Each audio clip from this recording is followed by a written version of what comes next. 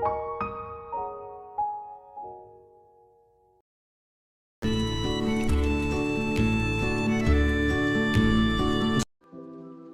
Everyone, আশা করি তোমরা সবাই অনেক ভালো আছো। আমিও খুব ভালো আছি। সকাল সকাল ঘুম থেকে উঠে রেডি হয়ে গিয়েছিলাম দক্ষিণেশ্বরে যাব বলে। প্ল্যান মতোই বেরিয়ে পড়লাম। আমি, অর্পিতা, অমিতদা আর দেবরাজ চারজনেই গিয়েছিলাম। প্রথমে আমাদের প্ল্যান ছিল এখান থেকে বেরিয়ে সামনে একটা কালী মন্দির পড়ে, সেখানে আগে আমরা পুজো দেবো। আমার অনেক দিনের ইচ্ছে ছিল সেখানে পুজো দিয়ে তারপরে আমরা সোজা বেরোবো দক্ষিণেশ্বরে। কিন্তু সকালে বেরোলেও এখানে পুজো দিতে দিতে আমাদের প্রায় 9টা বেজে গিয়েছিল। তারপর পুজো কমপ্লিট করে আমরা গাড়িতে উঠে পড়লাম দক্ষিণেশ্বর যাওয়ার উদ্দেশ্যে। ততক্ষণ পর্যন্ত সব ঠিকঠাক ছিল।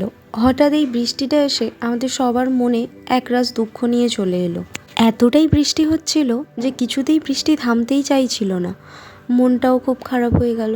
কত আশা করে যাব বলে এত বৃষ্টির মধ্যে কিভাবে যে পুজো দেবো সবই মাই জানে। তবে বেরিয়েছি যখন পুজো তো দেবই। মন খারাপ করতে করতে দক্ষিণেশ্বরে পৌঁছে গেলাম, কিন্তু তাও বৃষ্টিটা একদম থামেনি। তো বৃষ্টির মধ্যেও কত লোক এসেছে পুজো দিতে, আমরাই কেন তাহলে পুজো দিতে পারবো না? সব পারবো, বৃষ্টিতে ভিজে হলেও পুজো দেবই। আজ সবাই বলে নাকি বিয়ের আগে দক্ষিণেশ্বরে গেলে ব্রেকআপ হয়ে যায়।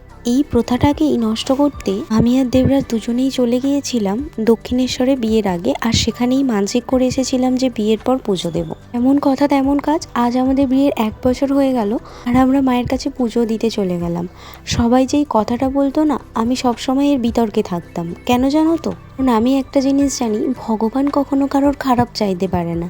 যে মা আমাদের সবাইকে রক্ষা করে সে কখনো তোমার ব্রেকআপ করাতে পারে নাকি? তোমার ভাগ্যে যে আছে সে তোমার, আর তোমার ভাগ্যে যে নেই সে কোনোদিনই তোমার হবে না। তুমি যতই তাকে আপন করে রাখার চেষ্টা করো না কেন, কখনোই সে তোমার কাছে থাকবে না। আর যে তোমার কাছে থাকার, সে হাজার সমস্যার পরেও তোমার কাছেই থাকবে। এক কথা বলে ফেললাম। পুজোর সেখানে ভিডিও করতে পারিনি, বৃষ্টি পড়ায় বাড়িই চলে এসেছিলাম। ওর মতো সবাইকে টাটা, দেখা হচ্ছে নেক্সট ভিডিও।